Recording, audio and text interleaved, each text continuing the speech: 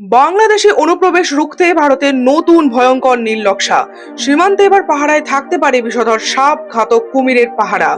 অমিত শাহের master stroke বদলে দিতে পারে ভারতের বর্ডার সিকিউরিটি ফোর্সের কাজের ধরনই। ভারত ও বাংলাদেশের মধ্যে রয়েছে 4096 কিলোমিটার এলাকা জুড়ে বিস্তৃত দীর্ঘ সীমান্ত। এর মধ্যে 175 কিলোমিটার এলাকা জুড়ে রয়েছে জলাভূমি এবং নদী। আর এই সব জায়গাগুলি সম্পূর্ণরূপে কাঁটাতার দিয়ে বেড়া দেওয়া এক প্রকার অসম্ভব। এই কারণেই এই দুর্বল জায়গাগুলি সব থেকে বেশি ব্যবহৃত হয় অনুপ্রবেশ, মানব পাচার, গরু ও সোনা পাচারের মতন বেআইনি কাজে।